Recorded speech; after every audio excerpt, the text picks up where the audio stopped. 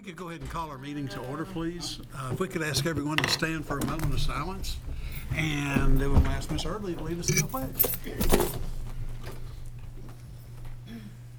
Pledge. I pledge allegiance to the flag of the United States of America and to the republic for which it stands, one nation, under God, indivisible, with liberty and justice for all. Thank you. Shall we call the roll? Mrs. Singer-Erdley? Here. Mr. Lesby? Here. Mrs. Lesby Mitchell? Here. Mrs. Tingle-Sames? Here. Mr. Showalter? Here. Mr. Stone? Here. Mrs. Tackett? Here. Mr. Thompson? Here. We have a full house. Each of you should have received in your packet a copy of the minutes from our last regularly scheduled meeting of September 23rd. If you'd like to take a moment to look those over for any possible corrections or additions.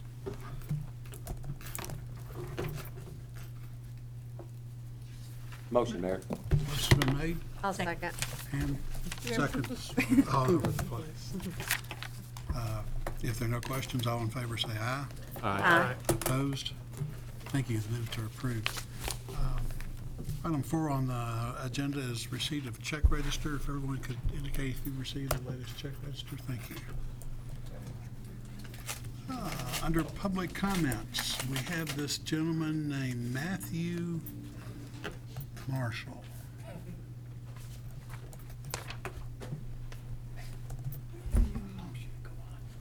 Pardon? Yeah, really. Matthew, please, go ahead. Good evening. Glad to see you guys again. I won't take long, just come to talk to you about the fire prevention parade. The information's in your packets. Sorry to get to you so late, but with fall break and this meeting being a little later in the month, basically I just kind of wanted to come send out a formal invitation, make sure that you guys know that you're invited as usual. We would love to have you. The parade is this Thursday. We will be staging the corner of College and Memorial. So if you would like to attend, if you can park in Knight Hall parking lot, we will have you guys, the council members, we would have you guys ride on our truck 1. You guys can be on the ladder, in the bucket. Mr. Mayor, you will be in Stamping Grounds 38 engine, riding in the back of it with our new chief and the judge and the county's chief and our junior fire marshal. So we would love to have you there. It's just because you're so special. Who knew? I know, right? If you guys have any questions, that you should have the packet, in your packet, you should have the route and everything, all the details. And everything's been worked out with PD as usual for the road closures. I'm sorry, Paul, go ahead. Just going to make a motion to approve. Thank you. Is there a second? Second. Yeah, Matthew, we don't worry much about the fire department and fire parade. We figure you all are going to be right there and everything will be just fine. Well, I appreciate that. All in favor say aye. Aye. I got it down. Opposed? Thank you. All right? That is this week, right? That is this Thursday, Thursday night. staging at 6, parade starts at 6:30. And Arlene asked just for a favor, if you're going to go get on the truck, if you give her a call, and then she'll know how much candy to get together for you. Sounds good. Thank you all so much. Thank Hope you, to see you Matthew. there. Thank you. Thanks.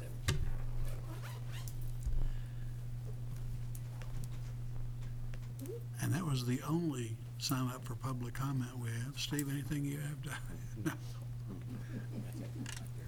Okay, under mayor's comments, just a couple of brief comments.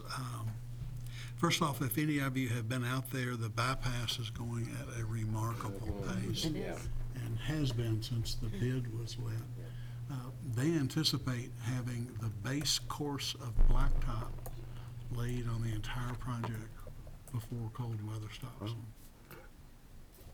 I've never seen a road project done as quickly as this phase of the bypass has been. So that's happening very quickly. Lanes Run Business Park, if you've been out there, our road is paved. Yeah.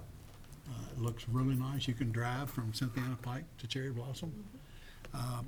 We differently than they're going to do the bypass, where they will wait until springtime to lay the final course of blacktop. We're going to go ahead and finish Lanes Run Business Park this year.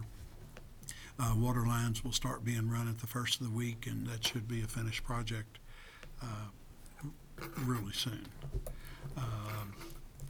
Let's see. We attended the Ed Davis dinner, which was well attended this year. The principal from Scott County High School was the speaker at the Ed Davis ball. We have talked about the fire parade. Just a mention, we're going to have to be aware of it all the time, is the 2020 census effort.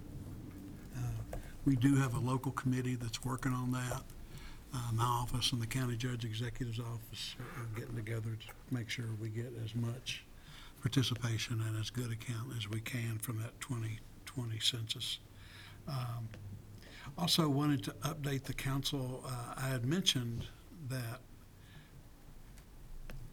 the Catholic Church was working diligently to try and pay off the city the debt that they have through the capital lease with the city for the purchase of Cardone. And it looks like they are going to get that paid off this calendar year. That's great.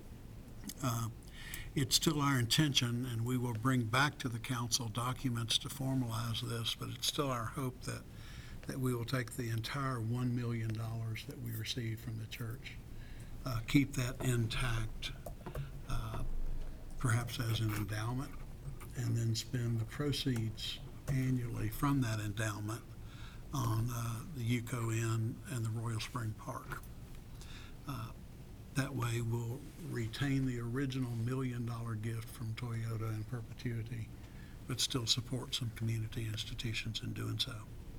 It makes more sense than to just include it into the general fund and it disappear. But those aren't decisions that you have to make tonight, but just wanted to plant that seed with the council. There's a tentative ceremony set, and we're waiting on Bishop Stowe to confirm this, but there's a tentative date of Sunday, November the 24th, when we'll have a ceremony on the front steps of Cardone with them presenting the city with a check and us presenting them with a paid-off capital lease. So, What date is that, Mayor? I'm sorry. November 24th. Okay. Should be a Sunday. And that is the end of the mayor's comments. Yeah, the over-under tonight was 45 minutes, so I was definitely going to be quick on that. Under GMWSS, Chase? Heard the man's gonna hold us up. Don't have one yet. Thank you. Mayor, thank you for letting Georgetown Municipal hog the lion's share of the agenda tonight. I wish I could say this will be the only time I'll be doing that in the coming months, but it is what it is. If you would permit me to jump down to item C and do that first, because we have some backup for me here tonight, and if we could go ahead and let them get out of here, that'd be good. Let's do that. We're asking for council to have first reading of a bond anticipation note ordinance. And just to refresh council, when we did our rate study this summer, and we brought our rate study and our budget to council in July, we chose a rate scenario that was based on increasing utilizing some of our borrowing capacity. And with the rate scenario that we chose and based our budget on, we were going to need a $6 million line of credit that was going to be used initially to pay for the design of the wastewater treatment plant expansion and then the initial construction cost. After we bid that and received a bid, we realized that what we were asking for more resembled a bond anticipation note than a line of credit, because we're going to borrow against it one time, then roll it into the bond with the project and pay it off. And it's not going to be that we'll be borrowing against it over and over again. So when we put that out to bid, Kentucky Bank was responded with for the $6 million line of credit at a 2.61% interest rate. And We have representative, our bond counsel here, and our financial advisor here from Hilliard Lyons and Dinsmore, answer any technical questions we have on that, but we're asking for a first reading of that bond ordinance for the bond anticipation note. Most of the council that's been here several terms are familiar with bond anticipation notes. They help us with short-term debt to get us far along enough in a project to where a full-scale bond issue, a larger size bond issue, will take out those earlier loans.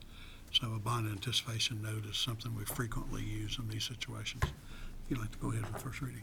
Summary of bond ordinance and notice of adoption. At a meeting held on October the 14th, 2019, the city of Georgetown, Kentucky gave first reading to an enacted ordinance entitled, "An Ordinance of the City of Georgetown, Kentucky authorizing the issuance of a water and sewer revenue bond anticipation note 2019 Series A in a principal amount not to exceed $6 million to provide interim financing in anticipation of the issuance of one or more series of water and sewer revenue bonds, approving the form of the note, authorizing designated officers to execute and deliver the note, providing for the payment and security of the note, establishing a note redemption fund, cost of issuance account, and construction account, awarding the sale of the note to Kentucky Bank, Paris, Kentucky, and repealing inconsistent ordinances. The ordinance authorizes the issuance of a revenue bond anticipation note by the city of Georgetown, Kentucky, the city, and maximum principal amount of $6 million, the note, to provide monies to finance the cost of the construction of additions and improvements to the city's combined and consolidated water and sanitary sewer system on an interim basis in anticipation of the future issuance on one or more series of cities' water and sewer revenue bonds, and two, to pay the cost of issuing the note. Related to the note, the ordinance also approves the sale of the note to Kentucky Bank, Paris, Kentucky, based upon the prior solicitation by the city of bids for the note from at least 3 responsible bidders in accordance with the Kentucky revised statutes. The note is to bear interest at a rate per annum of 2.61% and shall mature approximately 5 years after its date of issuance. The city clerk of the city of Georgetown, Kentucky hereby certifies that the above summary is true and correct and written in a way calculated to inform the public of its content. Reference is made to the full text of the ordinance, which may be reviewed at the office of the city clerk, Georgetown, Kentucky, in the Georgetown City Hall, 100 North Court Street, Georgetown, Kentucky, 40324, for a complete statement of its provisions and terms. Thank you. That'll constitute first reading, and then we'll have second reading and roll call vote at our next meeting. Thank you, Mayor. Thank you. Thanks for being here. Second item, we have a new phone and internet contract. Currently, we're operating without a contract. That contract is long expired, and we're just month-to-month payment with Exact Communications. Our IT department looked at shopping around for just a better contract, and they've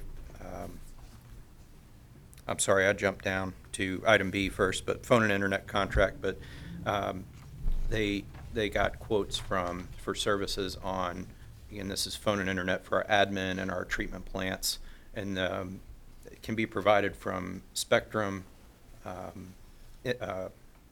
AT&T, as well as what we chose to go with, which is Unified Technologies. Currently, with what we're paying for that is around $1,700 a month. With this new contract, it's a 3-year contract that'll drop to $1,264.93 per month for the same services, we also feel that we'll get better service out of this. So we presented this to the board. They approved at our last meeting, and we're asking for council's consideration of this contract with Unified Technologies. Is there a motion for So approval? moved, Mayor. Thank you. That's a $5,000 a year saving on that contract. I'm right, roughly. They did an excellent job of shopping these services, and it's not easy as just putting out a RFP, because it's very specialized for what we do. Thank you. Second. And seconded. If there are no questions for Chase, all in favor say aye. Aye. Opposed? Thank you, Jason. We'll go back up to Yes, the sir. Sludge I processing apologize there. design. We have a design engineering contract for Kentucky Engineering Group. This is for Sludge processing upgrades at wastewater treatment plant 2. Currently, we have 2 belt filter presses that process the sludge there before it goes to the landfill. Those are about 30 years old. That was identified in our critical needs analysis, our 5-year capital plan, as something that needed to happen immediately. Kentucky Engineering Group was the low bidder on that procurement process with a contract for $110,260, and that was for design and construction administration and inspection services.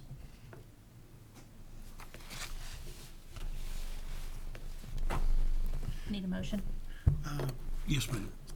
Motion's been made I'll second. and seconded. Chase, just a question. Yes, sir. You mentioned low bid. Yes, sir. Was this done purely by price, or were these pre-qualified? This was done purely on price.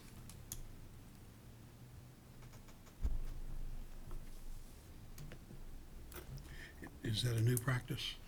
It is a new practice that the board asked me for this project, but I think moving forward on future projects, we're going to be looking at qualifications and price, both. I think that with the aggressive nature of our 5-year capital plan, bidding each project individually, we won't get done in time, we won't meet our schedule. What we're intending on doing is establishing pre-qualified lists of engineers for different type projects. Once we know that we feel that they are qualified and we go through that process, from there, once those lists are established with each project, we will look at price from there to select the final, whoever's going to do each project, whatever consultant. So for the future major procurement that you still have to do, you will have quality metrics in there. That is correct. Just We for have to council's establish information. those, we have to establish those contracts, go through that process, which we've started on, but we have to get those procurements on the street, get them advertised, and do the selection process for qualifications. Just for council's information, I'm very leery of bidding engineering services by cost alone. It's not the best way to do things. Quality has to be a part of that metric, so I'm good with this one if you all have talked through this, but as long as the understanding is for future projects, Yes, sir. qualifications be a part of your choice. Working with the board on that, getting the understanding that how the process will work in the future, but I believe this will be the only contract that we do that's based solely on price. I think we realized real quick that there's another part of the procurement equation that we need to make sure that we factor in. Thank you. Any questions for Chase? All in favor say aye. Aye. Opposed? Thank you, that carries. Items D and E were both emergency purchase orders, but we're bringing them back to you after the fact. Board had already approved these, and we worked with the mayor and the city attorney and the finance director. But first was for Evoqua Water Technologies in the amount of $27,618.13. We had one of our clarifiers at Treatment Plant 1 go down. Currently, it is, we cannot get that fixed. We went ahead with the emergency procurement, even though it was only saved us a few days, but the equipment we need is a 5 to 6 week lead time. Right now, it's not making a big difference because we haven't had a lot of rain, so flows are not high, but if we do get a heavy storm and that second clarifier needs to go in service, right now, it will not go in service because of the repairs to the gears and the bearings that need to be replaced. So this was a purchase order to go ahead and get that equipment ordered through Evoqua Water Technologies. Motion, Mayor, for D. Thank you. And you want E too, or just D? Yes, ma'am. D and E was, it was another purchase order. This was at our water treatment plant. An electrical panel that controls our chemical feed pumps went down. So right now, all of those are just being, all those pumps are being manually turned on and off, just via plug them into an outlet instead of having a control panel. This would have been part of a project that we were hoping we could push till fiscal year 2024 was where it was identified in our 5-year plan. The small part of a major project will have to be done now, and it's in the amount of $16,500, and Faust Electric is going to complete that work for us. My motion's for D and E, Mayor. Thank you. Second. And seconded. If there are no questions, all in favor say aye. Aye. Opposed? Those carry. Thank you, Chase. Item F is for a current construction project we have at wastewater treatment plant 2, and that is our sand filter replacement. We're replacing sand filters with the newer technology, cloth media filters. We had just some hydraulic elevations that were not as we thought per record drawings that we designed off of. When we got some of the equipment, started installing it, we realized that there was an elevation that was not what we thought it was going to be. So to fix that and make the necessary hydraulic elevation adjustments, contractor gave us this quote. It was approved by our design engineer. He thought that was fair. So this will be a change order, $12,693.23 to Pace Contracting. We've already gotten that approved by Toyota as a expenditure, and this project came in way under budget, so we're not very worried about this change order. Motion, Mayor. Second. And Todd with the second. If there are no questions, all in favor say aye. Aye. Opposed? That carries. Final item was a purchase order for software solutions, and that is for upgrade and implementation of our new billing software. This is a budgeted item for FY20, amount of $36,450. It's a turnkey software upgrade. We purchase the software, they implement it, they train us on it, and it's a much-needed upgrade for our billing software. Motion made. Thank you. Motion's been made and seconded. If there are no questions, all in favor say aye. Aye. Opposed? That carries. Thank you. Thank you, Jason. Thank you, gentlemen. Under city attorney, item. If I could compliment his staff, we had a water leak in front of where the shop is, in front of which I wasn't sure if it's Georgetown or Kentucky American. So I called Georgetown, very responsive, came right out. Of course, it was Lexington, Kentucky American. They still waiting on 3 days later, 4 days later, and then finally I had to call Kentucky American and tell them that they had a water leak, and they were like, oh, well, it got reported. So it had to be you all that reported it to them. So 4 days later, and it ran like, I mean, my grass was so green through there where it ran. But Yours is the only nevertheless, one. you all were right there, so very, very I well. appreciate it. Thank you. Could have irrigated all your plants. Yeah, exactly.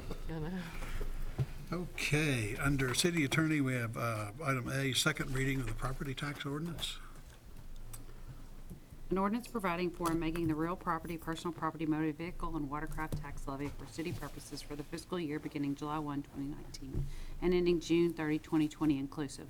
Whereas the City Council for the City of Georgetown, Kentucky is required by KRS 92.280 to enact by ordinance each year a tax levy on all real property, personal property, motor vehicles, and watercraft. Now therefore be it ordained by the City Council for the City of Georgetown, Kentucky as follows. Section 1, that the following tax levy is hereby made for city purposes for the City of Georgetown, Kentucky for the fiscal year beginning July 1, 2019 and ending June 30th, 2020, inclusive to wit. For the fiscal year beginning July 1, 2019 and ending June 30, 2020, inclusive, there is hereby made a tax levy of 6.4 cents on each $100 of assessed real property, 6.4 cents on each $100 of assessed personal property, and 16.8 cents on each $100 of assessed motor vehicle and watercraft, which tax proceeds shall be designated to the general fund for the general operation of city government. Section 2, all matters related to the payment of the taxes imposed on motor vehicles and watercraft hereunder shall be in accordance with KRS Chapter 134-800. Section 3, upon all taxes for real property, personal property levied herewith, which are unpaid on January 1, 2020, there shall begin to accrue, attach, and be added from said date a flat penalty of 15% onto the total amount of said taxes then due and payable through January 31st, 2020. After which the flat penalty shall be 20%. Additionally, tax bills not paid before March 1, 2020 shall have added to them interest at the rate of 1% per month or fraction of a month until said taxes are paid. The penalty and interest as provided herein shall be added to said unpaid taxes and collected by the city finance director and or the city clerk. Should the real or personal property tax herein become delinquent, the city financial officer, the city clerk, and or the city attorney are authorized to file suit to collect all delinquent taxes plus court costs and expenses, including a reasonable attorney fee incurred by reason of the delinquency. Section 4, if any section, subsection, sentence, clause, or phrase of this ordinance is held unconstitutional or otherwise invalid, such infirmity shall not affect the validity of the remaining portions of this ordinance. Section 5, all ordinances or parts of ordinances in conflict with this ordinance are hereby repealed. Section 6, the ordinance shall take effect after its passage and publication according to law. Publicly introduced and read for the first time September 23rd, 2019. Publicly read the second time and passed October 14th, 2019. Oh, sorry, not passed yet. Motion, Mayor. Motion's been made to approve the ordinance. Second. And seconded. Thank you. And be happy times. Didn't you say this would bring in just roughly just $26,000, roughly over the whole city? Remember, we looked at, to get it as close as we could, we looked at the total assessment at the beginning of the year and used that same total assessment with the new number. Over last year, this will generate $31,000 in additional revenue. I'd call it 27, I think. It was in that range. 26 or 7 but, last. It'll bring us in $31,000 additional revenue. And if there are no questions, we'll call the roll. Mr. Showalter? Yes. Mr. Stone? Yes. Mrs. Tackett? Yes. Mr. Thompson? Yes. Mrs. Singer-Erdley? No. Mr. Lesby? Yes. Mrs. Lesby Mitchell? Yes. Mrs. Tingle Sames? No. Okay, thank you. That ordinance passes. Item B under City Attorney, we have brought you a resolution withdrawing from the Kentucky Regional Cable Commission. Georgetown has been a part of this regional cable consortium of sorts, and sometimes they'll negotiate as a whole with providers or help us with industry information. We are the largest city within this consortium, and we find our needs frequently to be very different from the other member cities. And we use the executive director, Linda Ames, on other issues and pay her for that engagement. So we see very little value. This is only $2,500 per year, but it's $2,500 per year that we don't think we're receiving a value from. So this is a resolution withdrawing us from that consortium and saving that amount of money. Who wants to make a motion? Motion. I'll make a motion. You make a motion. I'll second. Was that a- All right, thank you. If there are no questions, all in favor say aye. Aye. Opposed? Thank you. We are at the end of the prepared agenda. We predicted a 45-minute agenda. Did So, good. council comments, we'll see how long this might take.